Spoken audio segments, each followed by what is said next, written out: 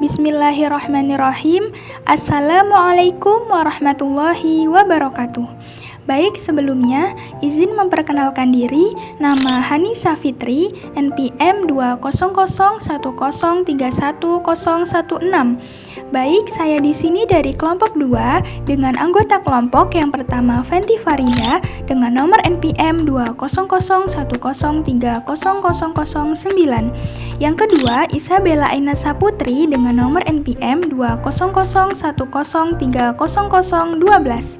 Dan yang ketiga Uci Novianti dengan nomor NPM 200103036.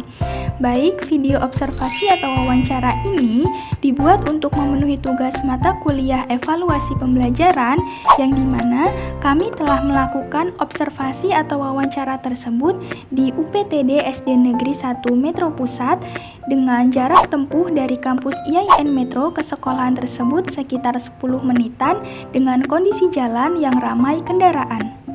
Baik, untuk selengkapnya mari kita simak bersama-sama video berikut ini.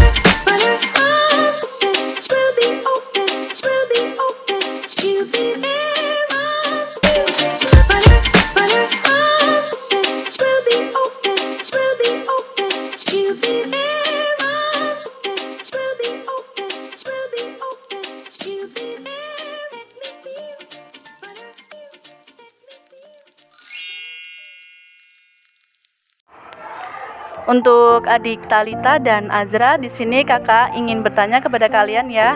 Jadi bagaimana sih pandangan Anda selaku siswa tentang sarana dan prasarana yang ada di UPTD SDN 1 Metro Pusat? Jadi sarana menurut pandangan saya sudah cukup baik. Yang kedua, pertanyaannya, bagaimana Anda selaku siswa dalam memanfaatkan sarana dan prasarana seperti perpustakaan dalam pembelajaran? Biasanya untuk mencari informasi tentang pembelajaran, untuk berdiskusi, dan juga untuk membaca buku. Oke, selain perpustakaan, apakah ada sarana dan prasarana lain untuk memanfaatkannya dalam pembelajaran? Ada, biasanya di lingkungan sekolah kita meneliti tumbuh-tumbuhan yang ada di sekolah. Jadi menggunakan lingkungan sekolah ya, selain perpustakaan. Baik, untuk pertanyaan yang ketiga, bagaimanakah penilaian karakter yang dilakukan oleh Bapak atau Ibu guru di sekolah ini? Sikap, kejujuran, kedisiplinan, dan juga keaktifan. Ya, sebelumnya Bapak, kita mau wawancara hari ini tentang sarana dan prasarana yang ada di UPTD SDN 1 Metro Pusat. Untuk yang pertama yaitu apa saja sarana dan prasarana di UPTD SDN 1 Metro Pusat. Oke, baik, untuk sarananya sendiri yang bisa kita lihat saat ini, di dalam ruangan kelas terdapat meja dan kursi siswa, kemudian ada meja dan kursi guru, kemudian ada lemari, rak buku, aksesoris lainnya seperti jam dinding, kipas angin, kemudian ada lambang negara, ada foto pimpinan negara, pimpinan daerah, dan lain-lain. Untuk prasarananya sendiri, yang seperti kita lihat, SD 1 memiliki gedung kelas, kemudian ada gedung ruangan kepala sekolah, ruangan perpustakaan, ruangan TU, kemudian ada gudang, ada ruang seni, dan ada ruang rapat. Pertanyaan selanjutnya ya Bapak, bagaimana proses pengadaan sarana bagi pembelajaran di UPTD SDN 1 Metro Pusat? Baik, untuk prosesnya sendiri dalam pengadaan sarana itu dimulai dari guru, karena dari guru itu menuliskan apa saja sih kebutuhan sarana yang ada di kelas untuk menunjang proses pembelajaran. Nah, dari guru nanti disampaikanlah ke pembantu pengurus barang sekolah. Kemudian setelah kami data, baru kami mengajukan ke kepala sekolah untuk dianalisis kembali. Kemudian kalau sudah oke, baru bisa disahkan. Baik Pak, untuk pertanyaan yang selanjutnya, bagaimana prosedur penggunaan sarana dan prasarana bagi pembelajaran di UPTD SDN Negeri 1 Metro Pusat? Baik, untuk penggunaannya sendiri, yaitu sesuai dengan permintaan kebutuhan dari guru.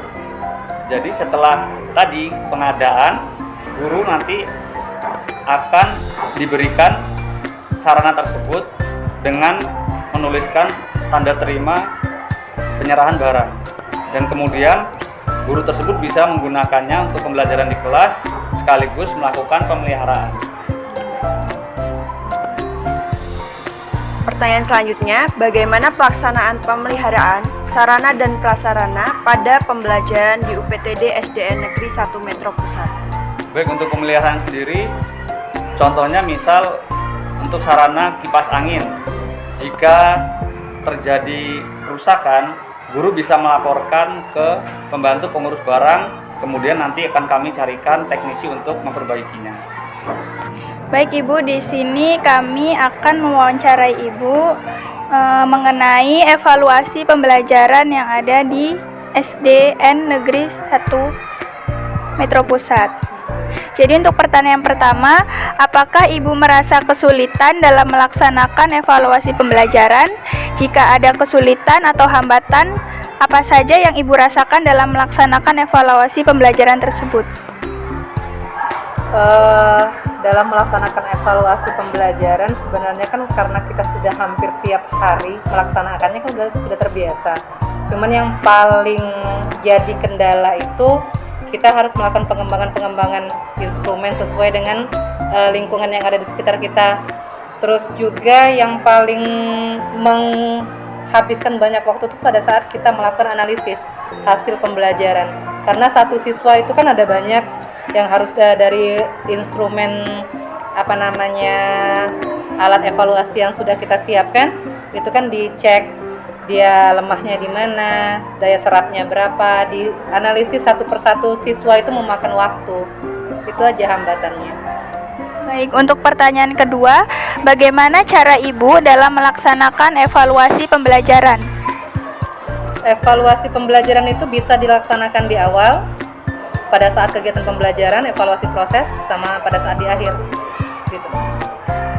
Baik, untuk pertanyaan ketiga, jenis evaluasi apa yang Ibu gunakan dalam proses mengevaluasi pembelajaran? Ya, kalau di awal kan kita menggunakan pretest. Pretest bisa berupa pertanyaan, bisa pertanyaan lisan maupun tertulis. Kalau proses pada saat kegiatan pembelajaran, keaktifan siswanya. Kemudian di akhir kita menggunakan post test. Jadi untuk mengetahui sejauh mana daya tangkap siswa dari pembelajaran yang sudah kita kasih. Ibu, jadi untuk yang di awal pretest dan yang di akhir post test. Ya.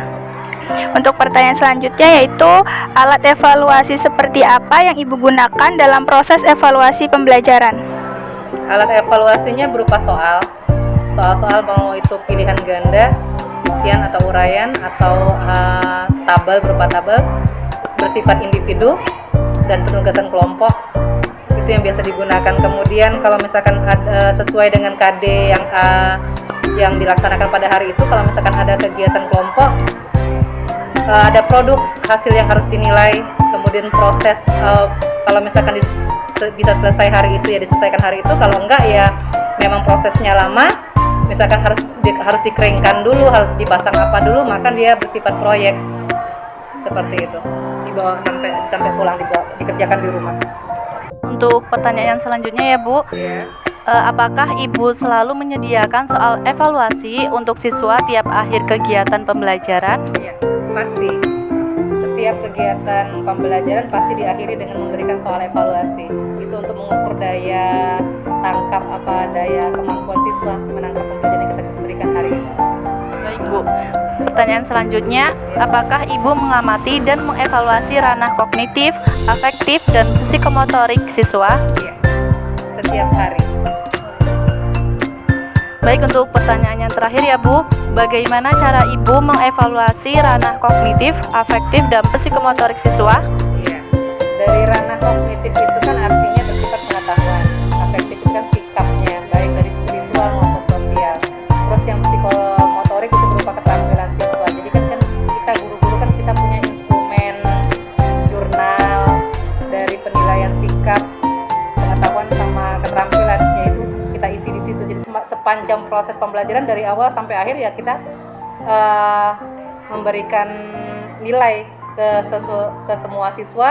Kalau misalkan untuk yang berupa kognitif kan mudah, tapi untuk afektif sama psikomotor kita bisa menggunakan video, bisa minta bantuan video, membuat video dikasih stand seperti itu proses pembelajaran. Jadi kalau misalkan tidak terekam di otak kita, atau misalkan tidak sempat menceklis bagaimana sikap afektifnya, psikomotornya, keaktifan siswa saat dia bertanya, menjawab pertanyaan, kemudian memberikan pertanyaan, menanggapi hasil jawaban atau pertanyaan dari siswa lainnya, bisa lihat dari video yang sudah kita rekam seperti itu.